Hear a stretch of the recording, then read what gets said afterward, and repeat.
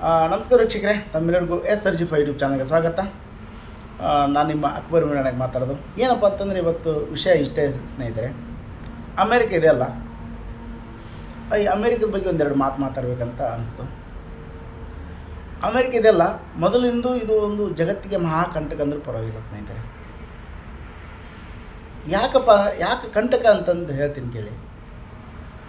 ತನ್ನ ಒಂದು ಡಾಲರ್ ಮೌಲ್ಯವನ್ನು ಉಳಿಸ್ಕೊಳ್ಳೋಕೆ ಏನು ಬೇಕಾದ್ರೂ ಮಾಡುತ್ತೆ.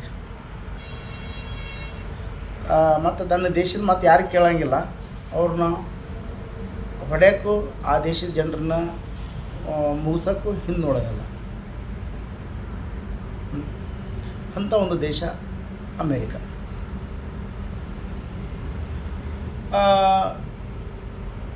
ಏನಪ್ಪ ಅಮೇರಿಕ ಇದೆಯಲ್ಲ, ಕಚ್ಚಾ ತೈಲವನ್ನು ಎಲ್ಲದೂ ಡಾಲರಲ್ಲೇ ವ್ಯವಹಾರ ಮಾಡಿ ಅಂತಾರೆ. ಎಲ್ಲದನ್ನು ಡಾಲರಲ್ಲಿ ವ್ಯವಹಾರ ಮಾಡಿ ಅಂತ ಹೇಳ್ತಾರೆ.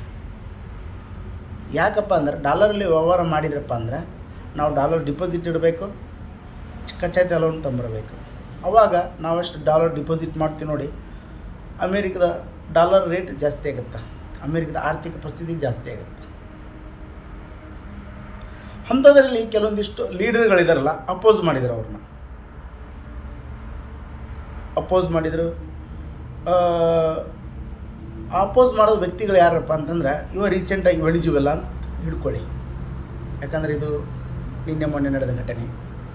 ವೆನಿಜುವೆಲಾ ನಿಕೋಲಸ್ ಮಾಡೋರನ್ನ ಎಳ್ಕೊಂಡು ಅವ್ರ ಮನೆ ಹೋಗಿ, ಆ ವೆನಿಜುವೆಲಾ ದೇಶಕ್ಕೆ ಹೋಗಿ ಅವ್ನ ಮನೆ ಹೋಗಿ ಎಳ್ಕೊಂಬಂದರು. ಬೇರೆ ದೇಶದ ವ್ಯಕ್ತಿ ಆ ದೇಶದ ಅಧ್ಯಕ್ಷನ ಮನೆಗೆ ಹೋಗಿ ಎಳ್ಕೊಂಬರ್ತಾನಂದರೆ ಎಷ್ಟು ಇದಿರ್ಬೇಕು ನೋಡಿ, ನೀವು ಅರ್ಥ ಮಾಡ್ಕೊಳ್ಳಿ. ಇದಕ್ಕೆ ಯಾವ ನ್ಯಾಟೋ ಗೀಟೋ ಏನು ಸಂಬಂಧ ಇಲ್ಲ, ಏನು ಯಾರು ಏನು ಮಾತಾಡಲ್ಲ ಏನು ಇದ್ರ ಬಗ್ಗೆ. ಅವನ ಮೇಲೆ ಒಂದು ಕೇಸ್ ಹಾಕಿದ್ದಾರೆ. ಏನಪ್ಪ ಅಂದ್ರೆ ಡ್ರಗ್ಸ್ ಸಪ್ಲೈ ಮಾಡ್ತಾನೆ ಅವನು. ಅಲ್ರಿ, ವೆನಿಜುವೆಲಾದಲ್ಲಿ ಸಂಪದ್ಭರಿತವಾದ ಕಚ್ಚಾ ತೈಲ ಸಿಗುತ್ತಾ? ಇಡೀ ಜಗತ್ತಿನಲ್ಲಿ ಸಿಗಲ್ಲ, ಅಷ್ಟು ಸಿಗುತ್ತಾ? ಅಂಥವ್ರು ಕಚ್ಚಾ ತೈಲನ ಬಿಟ್ಟು ಡ್ರಗ್ಸ್ ಯಾಕೆ ಸಪ್ಲೈ ಮಾಡ್ತಾರೆ? ಸರಿನಾ? ಅಮೇರಿಕಕ್ಕೊಂದು ನೆಪ ಬೇಕಷ್ಟೇ, ಅಮೇರಿಕಕ್ಕೊಂದು ನೆಪ ಬೇಕು. ಅವ್ರು ಹಿಡ್ಕೊಂಬಂದರು, ಜೈಲಿಗೆ ಹಾಕಿದರು. ತಮ್ಮ ಮಾತು ಯಾರು ಕೇಳ್ತಾರೆ, ನಾವು ಅವ್ರನ್ನ ವೆನಿಜುವೆಲಾ ಅಧ್ಯಕ್ಷನ ಮಾಡಿದರು. ಸರಿನಾ? ಮತ್ತೆ ಮುಂದೆ ಬರೋಣ. ಲಿಬಿಯಾದಾಗ ಕೊಡುತ್ತೆ, ಅಲ್ಲಿ US ಅಲ್ಲಿ ಸಿಗುತ್ತೆ ಕಚ್ಚಾ ತೈಲ, ಆದರೆ ತುಂಬ ಹಲ್ಕ ಇರ್ತೈತೆ. ಅದು ತುಂಬ ಅಂದರೆ ತುಂಬ ಹಲ್ಕ ಇರ್ತೈತಿ. ಮತ್ತು ಇನ್ನೊಂದು ಲಿಬಿಯಾದಾಗ ಸಿಗುತ್ತೆ. ಲಿಬಿಯಾದಾಗ ಗಡಾಫಿ ಅಂತ ಅಧ್ಯಕ್ಷರಿದ್ದರು. ಅವ್ರು ಏನು ಮಾಡಿದ್ರಪ್ಪ, ಅವ್ರು ಹೇಳಿದರು ಏನಪ್ಪ ಅಂತಂದರೆ, ನಾನು ನನ್ನ ತೈಲವನ್ನು ಬೇರೆ ದೇಶದ ಕರೆನ್ಸಿ ಜೊತೆ ವ್ಯವಹಾರ ಮಾಡ್ತೀನಿ, ಡಾಲರಲ್ಲಿ ವ್ಯವಹಾರ ಮಾಡಲ್ಲ ಅಂದಾಗ ಅವನು ಕೂಡ ಮುಗಿಸಿದ್ರು. ಲಿಬಿಯಾದಲ್ಲಿರೋ ಸಂಪದ್ಭರಿತವನ್ನು ಬಂಗಾರ ಹಿಂಗಾರ ಎಲ್ಲದು ಎತ್ಕೊಂಡು ಹೋದರು. ಇದೇ ಅಮೇರಿಕ. ಮತ್ತೇನಪ್ಪ ಅಂತಂದ್ರೆ ಇರಾಕ್ ಮೇಲೆ ಅಟ್ಯಾಕ್ ಮಾಡಿದ್ದು ನಿಮ್ಗೆ ಗೊತ್ತೇ ಇದೆ. ಸದ್ದಾಮ್ ಹುಸೇನ್ ಸರ್ವೋಚ್ಚ ನಾಯಕ, ಅವನು ಇರಾಕ್ನ ಸರ್ವೋಚ್ಚ ನಾಯಕ, ಅವನ ಮೇಲೆ ಅಟ್ಯಾಕ್ ಮಾಡಿದ. ಅವನು ಕೂಡ ಹಾಗೇ ಹೇಳಿದ, ನಾನು ಡಾಲರಲ್ಲಿ ವ್ಯವಹಾರ ಮಾಡಲ್ಲ, ಏನಿದ್ರು ನಮ್ಮ ದೇಶದ ಕರೆನ್ಸಿ ಬೇರೆ ದೇಶದ ಕರೆನ್ಸಿ ಜೊತೆ ವ್ಯವಹಾರ ಮಾಡ್ತೀನಿ ಅಂದಾಗ ಅವನ ಮೇಲೆ ಒಂದು ಏನಪ್ಪ ಅಂತಂದ್ರೆ ಪರಮಾಣು ಬಾಂಬ್ ಇದೆ ಅಂತಂದು ಅವನ ಮೇಲೆ ಒಂದು ಏನೋ ಒಂದು ಸುಳ್ಳು ಹೊರಿಸಿದ್ರು. ಪರಮಾಣು ಬಾಂಬು ಎಷ್ಟೋ ಪರಿಶೀಲನೆ ಮಾಡಿದರು, ಆದರೂ ಪರಮಾಣು ಬಾಂಬ್ ಸಿಗಲಿಲ್ಲ. ಆ ಪರಮಾಣು ಸಿಗೋದಕ್ಕೂ ಮುಂಚೆನೇ ಸದ್ದಾಮ್ ಹುಸೇನ್ನ ನೇಣಿಗೆ ಹಾಕಿದ್ರು. ಸರಿನಾ? ಅಲ್ಲಿ ಅಣುಬಾಂಬೆ ಇದ್ದಿದ್ದಲ್ಲ, ಪರಮಾಣು ಬಾಂಬೆ ಇದ್ದಿದ್ದಲ್ಲ, ಆದರೂ ಅವನ ಮೇಲೆ ಏನೋ ಒಂದು ಕೇಸ್ ಹಾಕಿದ್ರು. ಈ ಥರ. ಮತ್ತು ಇನ್ನೊಂದೇನಪ್ಪ ಅಂದರೆ ಕೆನಡಾದಲ್ಲಿ ಕೂಡ ಸಿಗುತ್ತೆ ಕಚ್ಚಾ ತೈಲ. ಅಲ್ಲಿ ಏನು ಮಾಡ್ತಾರಪ್ಪ ಅಂದ್ರೆ, ಇವ್ರ ಮಾತು ಕೇಳೋಂಥವ್ರನ್ನ ಅಧ್ಯಕ್ಷರು ಮಾಡ್ತಾರೆ. ಕೇಳದೇ ಇದ್ರಪ್ಪ ಅಂದರೆ ಸೋಷಿಯಲ್ ಮೀಡಿಯಾ ಮುಖಾಂತರ ಸುಳ್ಳು ಸುದ್ದಿ ಒಪ್ಪಿಸಿ ಏನೋ ಒಂದು ಸೋಷಿಯಲ್ ಮೀಡಿಯಾ ಮುಖಾಂತರ ವಾರ್ ಮಾಡ್ತಾರೆ. ಅವರು ಅಧ್ಯಕ್ಷರು ಹೆದರಿ ಇವ್ರ ಮಾತು ಕೇಳಿರ್ತಾರೆ. ಕೆನಡಾ ಕೂಡ ಇವ್ರನ್ನ ಏನಂತಾರಲ್ಲ, ಅಮೇರಿಕ ಕೆನಡಾ ಮಾತು ಕೇಳಬೇಕು, ಹಂಗೆ ಇಟ್ಕೊಂಡ್ರೆ ಅಮೇರಿಕ ಕೆನಡಾನ. ಮತ್ತು ಇನ್ನೊಂದು ರಷ್ಯಾನೇ ಇದ್ರಾಕೊಳ್ಳೋಕ್ಕಾಗಲ್ಲ ಇವ್ರಿಗೆ, ಪುಟಿನ್ ವಿರುದ್ಧ ಹೋಗೋಕ್ಕಾಗಲ್ಲ.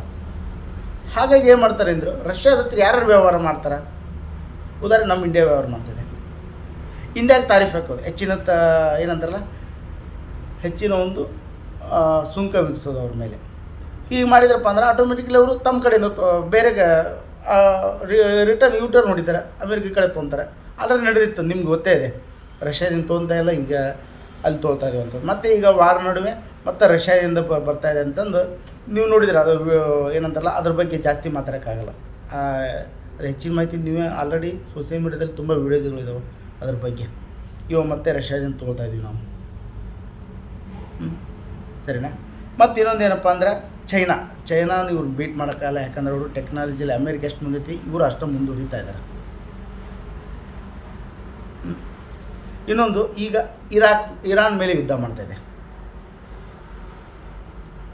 ಇರಾನ್ ಮೇಲೆ ಯುದ್ಧ ಮಾಡ್ತಾಯಿದೆ, ಆದರೂ ಕೂಡ ಇರಾನ್ಗೆ ಸಪೋರ್ಟು ರಷ್ಯಾ ಮತ್ತು ಚೈನಾ ಟೆಕ್ನಾಲಜಿ ಇದೆ. ರಷ್ಯಾ ಅವರು ಕೂಡ ಸಹಾಯ ಮಾಡ್ತಾಯಿದ್ದಾರೆ. ಹಾಗಾಗಿ ಇನ್ನು ಇರಾನ್ ಮೇಲೆ ಯುದ್ಧ ನಡೀತಿದೆ. ಅದು ಏನಾಗ್ತದೋ ಗೊತ್ತಾಗ್ತಿಲ್ಲ ಸ್ನೇಹಿತರೆ. ಆ ಇರಾನ್ ಮೇಲೆ ಯುದ್ಧ ನಡೀತಿದೆಯಲ್ಲ, ಆ ಯುದ್ಧದಿಂದ ನಮಗಾದ ನಷ್ಟಗಳು ಎಷ್ಟಿದೆ ಅಂತ ನಿಮಗೂ ಗೊತ್ತಿದೆ. ಗ್ಯಾಸ್ ಸಿಗ್ತಾಯಿಲ್ಲ, ಪೆಟ್ರೋಲ್ ಇನ್ನೂ ಅಭಾವ ಆಗ್ತಾಯಿದೆ. ನೋಡೋಣ ಮುಂದೆ ಏನಾಗುತ್ತೋ. ಗೆಲ್ತೈತೆ ಅಂತ ನಂಬಿಕೆ ಇದೆ. ಯಾಕಪ್ಪ ಅಂದರೆ ಅದರಿಂದ ರಷ್ಯಾ ಇದೆ, ಇರಾನ್ ಇದೆ. ಗೆಲ್ಲುತ್ತೆ, ಗೆಲ್ಲೇಬೇಕು. ಇಷ್ಟೆಲ್ಲ ಕರಾಳ ಮುಖ ಒಳಗೊಂಡೈತಿ ಯಾವುದು ಅಮೇರಿಕ. ಇದರೆಲ್ಲದ್ರ ಮಧ್ಯೆ ನಾವೇನು ಮಾಡ್ತಾಯಿದ್ವಿ ಅಂತಂದರೆ, ಇರಾನು ಅಮೇರಿಕ ಇಸ್ರೇಲ್ ಅಂತಂದು ನಾವೇ ಹೊಡೆದಾಡಕೊಂತೀವಿ. ನಮ್ಮಲ್ಲೇ ಒಗ್ಗಟ್ಟಿಲ್ಲ, ನಮ್ಮ ಇಂಡಿಯಾದಲ್ಲೇ ನಮ್ಮಲ್ಲೇ ಒಗ್ಗಟ್ಟಿಲ್ಲ ಸ್ನೇಹಿತರೆ. ಯಾರೇ ನಮಗೆ ಫ್ರೀ ಕೊಡೋಂಗಿಲ್ಲ. ಇಸ್ರೇಲ್ ನಮಗೆ ಬಾಂಬ್ ಕೊಟ್ಟೈತಿ, ಆದರೆ ಇರಾನ್ ನಮಗೆ ಬದುಕು ಕೊಟ್ಟೈತೆ ಅನ್ನೋದು ಮರಿಬಾರ್ದು. ನಾವು ಅವ್ರೇನು ಫ್ರೀ ಕೊಟ್ಟಿಲ್ಲ, ನಾವು ಅವ್ರಿಗೆ ದುಡ್ಡು ಕೊಟ್ಟಿದ್ದೀವಿ, ಅಕ್ಕಿ ಕೊಟ್ಟಿದ್ದೀವಿ. ಅವರು ನಮ್ಗೆ ದುಡ್ಡು ಕೊಟ್ಟರೆ ಬಾಂಬ್ ಕೊಡ್ತಾರೆ, ಅದು ಕೊಡ್ತಾರೆ, ಇದು ಕೊಡ್ತಾರೆ, ಯುದ್ಧೋಪಕರಣ ಕೊಡ್ತಾರೆ. ಅವರು ಇಸ್ರೇಲ್ದವರು ದುಡ್ಡು ಕೊಟ್ಟರೆ ಕೊಡ್ತಾರೆ, ಇಲ್ಲ ಕೊಡೋಂಗಿಲ್ಲ ಯಾರು. ಇವ್ರು ನಾವು ಅಕ್ಕಿಗಳನ್ನು ಕೊಟ್ಟಿದ್ದೀವಿ ನಮ್ಮ ಇಂಡಿಯಾ ಕರೆನ್ಸಿ ಮುಖಾಂತರ. ಯಾರೇನು ಇದು ಮಾಡಿಲ್ಲ ನಮಗೆ. ಆದರೂ ನಾವೇ ಗುದ್ದಾಡ್ತಾಯಿದ್ದೀವಿ. ಇದರಿಂದ ತೊಂದರೆ ನಮ್ಮ ದೇಶಕ್ಕಾಗುತ್ತೆ ಸ್ನೇಹಿತರೆ. ನಾವು ಒಗ್ಗಟ್ಟಾಗಿರಬೇಕು. ಇದೊಂದು ವಿಡಿಯೋ ಮಾಡ್ಬೇಕು ಅನಿಸ್ತದೆ ಸ್ನೇಹಿತರೆ. ತುಂಬ ಬೇಜಾರಾಯಿತು ಈ ಸೋಷಿಯಲ್ ಮೀಡ್ಯಾದಲ್ಲಿ ನೋಡ್ತಾ ಇದ್ದೀನಲ್ಲ. ಅದ್ರ ಬಗ್ಗೆ ಮಾತಾಡೋಕ್ಕಾಗಲ್ಲ, ನಾವೇ ಅರ್ಥ ಮಾಡ್ಕೋಬೇಕು.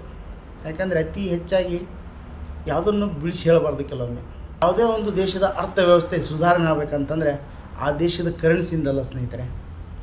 ನಾವು ಆಮದು ಮಾಡ್ಕೊಳ್ಳೋ ಕಚ್ಚಾ ತೈಲದಿಂದ, ನಾವು ಆಮದು ಮಾಡ್ಕೊಳ್ಳೋ ಉಪಕರಣದಿಂದ.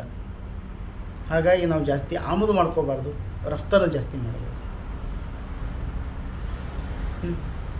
ಈ ಒಂದು ವಿಡಿಯೋ ಬಗ್ಗೆ ನಿಮ್ಮ ಮನಸ್ಸಿನ ಕಮೆಂಟ್ ಮುಖಾಂತರ ತಿಳಿಸಿ. ಮತ್ತೆ ಮುಂದಿನ ಸಿಗೋಣ. ಎಲ್ಲರಿಗೂ ನಮಸ್ಕಾರ.